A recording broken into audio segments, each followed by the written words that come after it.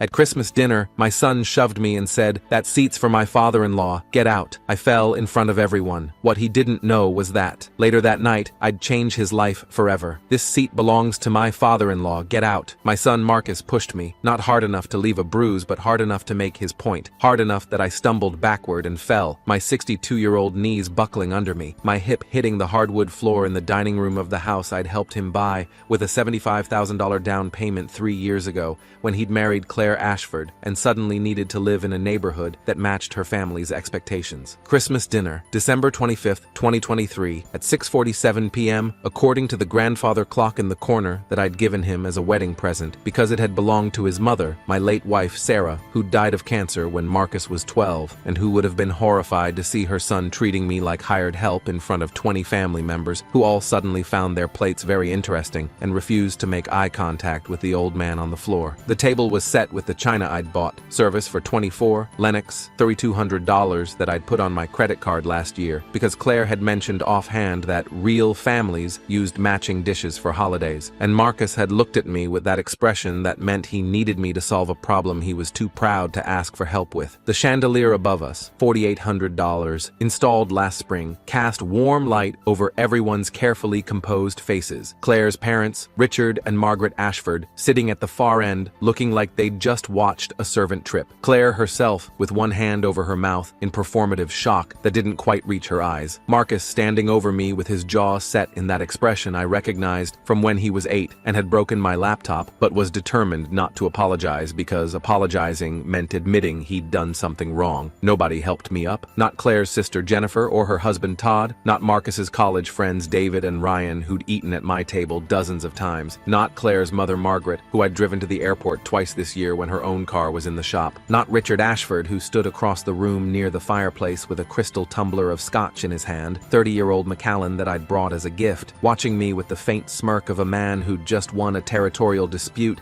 he hadn't known he was fighting. I got up slowly, my knee throbbing where it had hit the floor, my hip sending sharp signals that I was going to feel this tomorrow, and probably for a week after. "Sorry," I muttered, because that's what you say when you've been pushed down in your own son's house, when you've become the problem that needs to be managed, when you're 62 years old and suddenly realizing that the family you built doesn't see you as family anymore, but as an obligation that costs money and takes up space. Marcus didn't look at me. He pulled out the chair, the head of the table, the seat I'd occupied at every holiday meal since they'd moved into this house, and gestured for Richard to sit. Richard did, settling into the cushion with the satisfaction of a king claiming a throne, and conversation resumed around us like I hadn't just been publicly humiliated, like the sound of my body hitting the floor wasn't still echoing in the sudden too bright room. Claire leaned toward her mother and whispered something I couldn't hear but could read in the slight upturn of Margaret's mouth, the way both their shoulders shook with suppressed laughter. I stood there for a moment longer, waiting for Marcus to acknowledge what had just happened, to offer some explanation or apology, or even just meet my eyes, but he was busy serving Richard the prime rib I'd paid for, $340 at Whole Foods because Claire had insisted on organic, grass-fed, the kind that came with certificates of origin. I ate dinner at the kids' table, literally, in the corner of the living room with my 6-year-old grandson Tyler, who kept asking me why I wasn't sitting with the grown-ups and why Grandpa Marcus had pushed me. Questions I answered with, "It's complicated," and "Sometimes adults make mistakes," while I cut his turkey into small pieces and tried not to look at the main table where Richard was holding court, telling some story about a development deal in Arizona that had everyone nodding along like he was dispensing wisdom instead of bragging. I'm Robert Mitchell, 62 years old, retired civil engineer who spent 40 years designing water treatment systems for municipalities across the Midwest. Widower since 2007 when Sarah died after 18 months of fighting breast cancer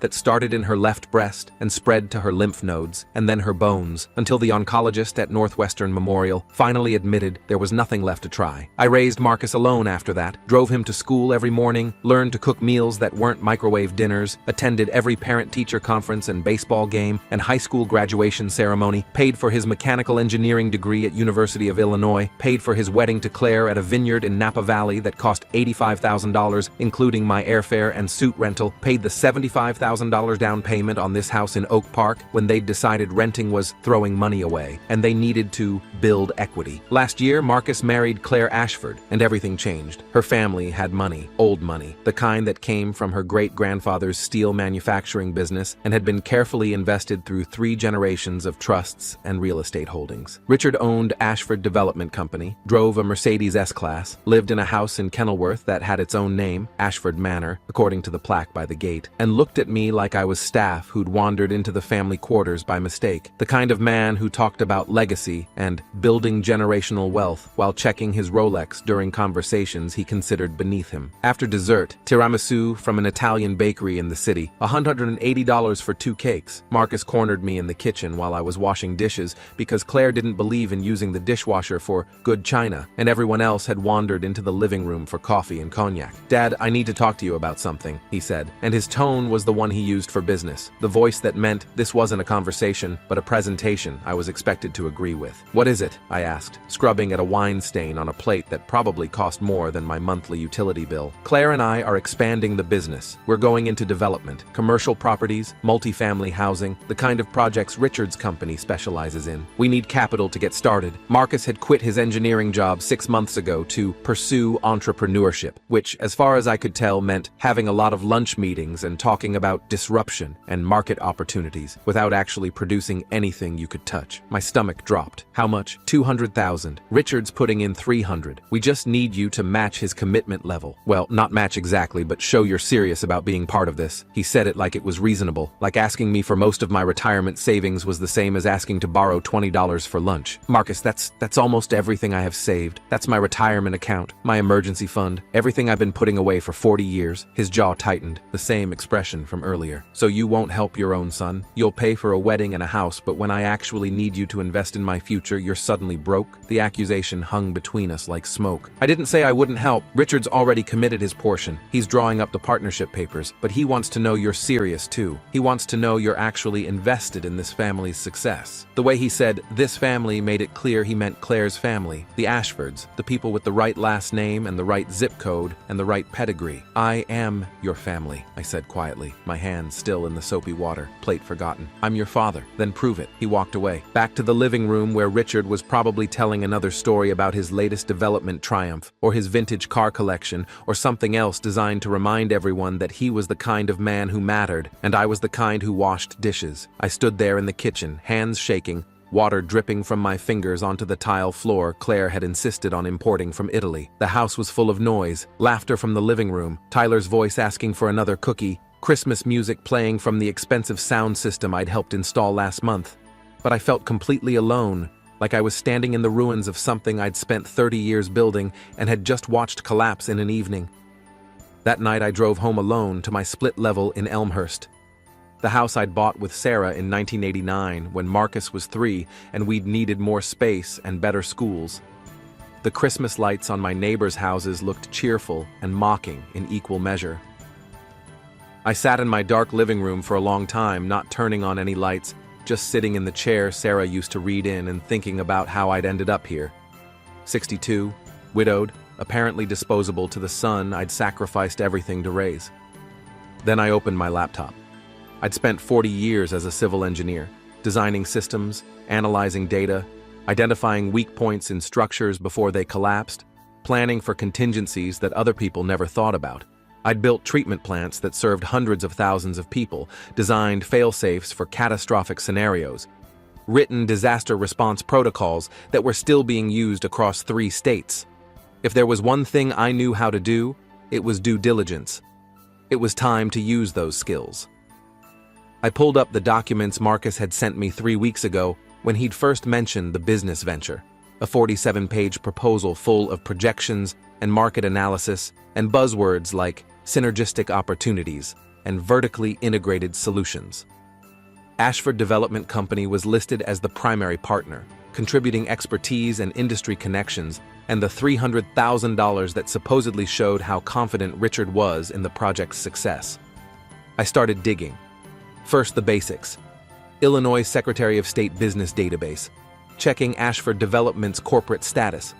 Active, filed annually, registered agent at an address in downtown Chicago. So far, everything looked legitimate. Then I moved to Cook County property records, cross-referencing Richard's company with actual holdings. The database showed 8 properties, 3 apartment buildings in Rogers Park, 2 commercial spaces in Pilsen, a mixed-use development in Evanston, and 2 parcels of undeveloped land in the suburbs. Then I checked the liens. Every single property was mortgaged to the maximum, some with multiple loans stacked on top of each other, like a Jenga tower one piece away from collapse. Total debt, $8.7 million against properties worth maybe $6 million in the current market. Richard wasn't building an empire. He was drowning. I kept digging. Court records next. The Illinois court system's public database, searchable by party name. Ashford Development Company appeared in 7 active cases. 4 were routine contract disputes with vendors, 2 were collections actions from unpaid creditors, and 1, filed 8 months ago, currently in discovery, was a lawsuit from 3 investors claiming fraud, breach of fiduciary duty, and something called fraudulent conveyance that I had to look up, but basically meant moving assets around to avoid paying debts. The lawsuit was a goldmine of information. I downloaded the complaint and the subsequent filings, 87 pages of allegations, exhibits, depositions.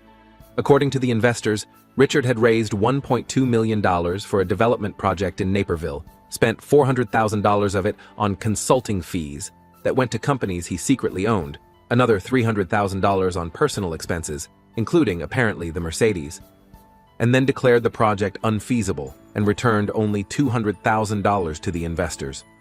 They were suing for the full amount plus damages. The case was scheduled for trial in February. I cross-referenced the investors' names. One of them, Thomas Brennan, had a LinkedIn profile describing himself as a retired investment banker. His profile also mentioned he'd been involved in several other ventures with Richard Ashford before this one. I searched for their other collaborations and found 2 previous LLCs, both dissolved, both showing similar patterns.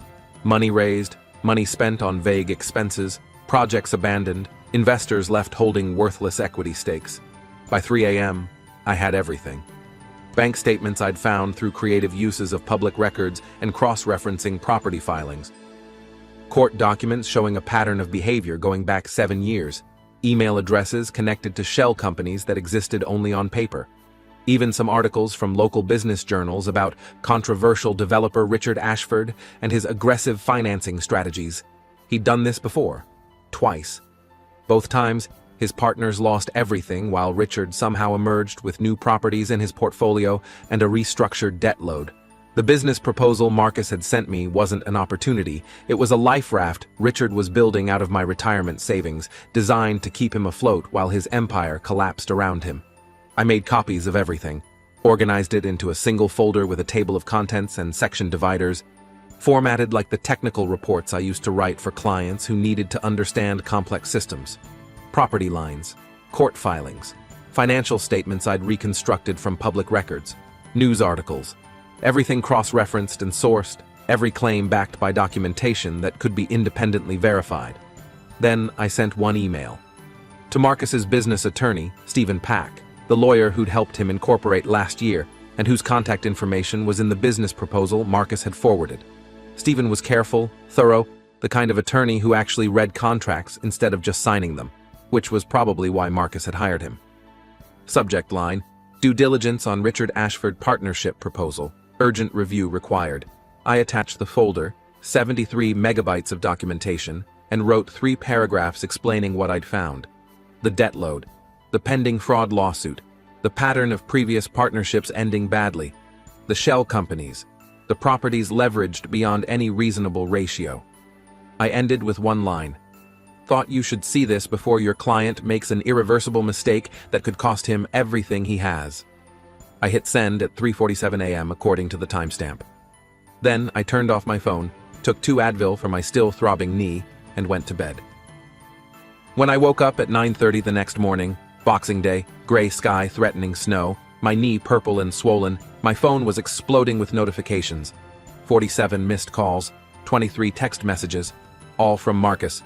The timestamp starting at 7:15 a.m. and getting progressively more frantic.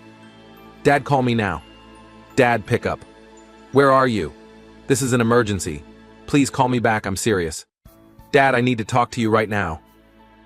I made coffee first. Slow, deliberate. Ground the beans, measured the water, waited for the machine to heat and brew, the kitchen filling with the smell of something normal and routine, while my phone continued buzzing on the counter like an angry insect. I poured a cup, added cream, took it to the living room and sat in Sarah's chair, the same chair I'd sat in last night, looking out at the gray morning and the neighbors' houses with their Christmas decorations looking shabby in daylight. Finally, at 10:03 a.m., I called him back. "Dad." He was breathless, panicked, his voice high and tight like when he was 8 and had accidentally locked himself in the bathroom. "Where have you been? I've been calling for hours." "Sleeping," I said calmly, sipping my coffee. "What's wrong?" "Richard's company, it's..." "Dad, everything's falling apart. The attorney called this morning at 7. Stephen." He showed me documents, financial records, court cases. "Richard's bankrupt. He's completely leveraged. There's a fraud lawsuit. He was going to use our business to cover his debts, to move money around, to..." His voice cracked. "We almost lost everything. If we'd signed those partnership papers yesterday like we planned, Dad, we would have been liable for millions in debt. Stephen said we could have been sued personally. Lost the house. Lost everything." I sipped my coffee, watched a cardinal land on the fence in my backyard. "That's terrible," I said, my voice neutral. "Claire's devastated. Her parents are..." "Richard left town this morning, just packed a bag and drove away. Margaret's been crying all morning. Claire won't come out of the bedroom." There was a pause, the sound of Marcus breathing hard, trying to compose himself. "Stephen said... He said someone sent him all this documentation, pages and pages of research. Someone did a complete forensic analysis of Richard's finances." Silence on the line. The cardinal flew away. "Dad." His voice changed, became quieter. Did you know about this?" I let the question hang there in the space between us, let him work through what he already knew but didn't want to admit. "I did my homework," I said finally, "like I taught you to do before making big decisions. Remember? When you were buying your first car and I showed you how to check the VIN report and the maintenance records? Same principle, just bigger stakes." More silence. I could hear him processing, could almost see the expression on his face as he realized what I'd done and why. "The attorney said someone sent him documents at 3:47 in the morning, 73 megabytes of research, property records, court filings, financial analysis. Was that you?" "Does it matter who sent it?" I asked. "What matters is that you saw it before you signed anything." His breathing changed, steadied. "You saved us. Oh my God, Dad, you saved everything. If we'd signed that partnership agreement..." "No," I interrupted. "I protected my son. Like I always have. Like I did when you were 12 and your mom died and you thought the world was ending.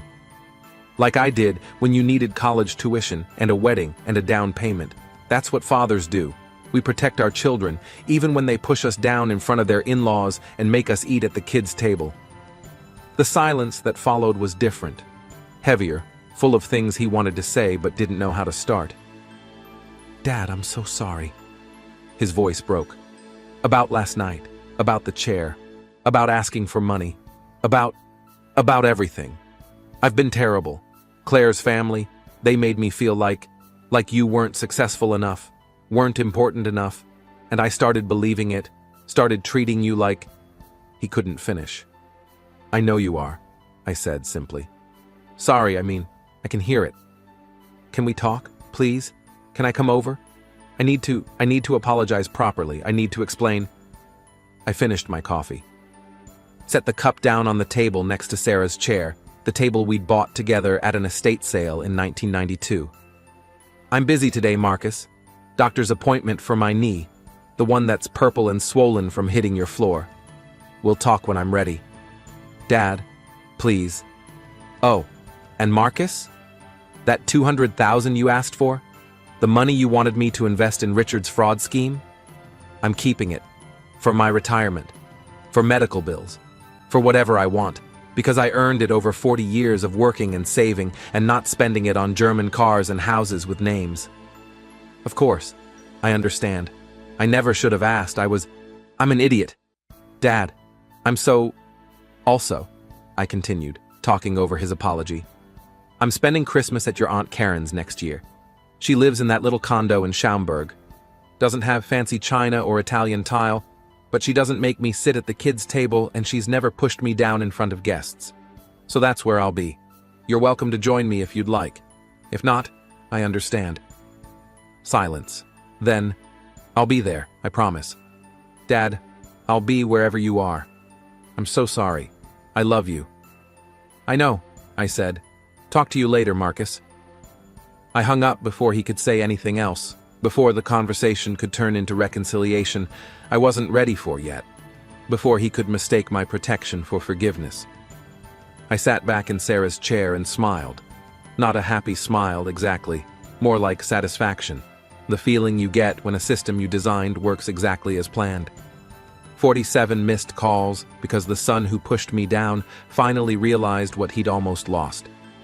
And that his father, the retired engineer he'd dismissed as not successful enough, not impressive enough, not worth a seat at the table, was the only one who'd cared enough to save him.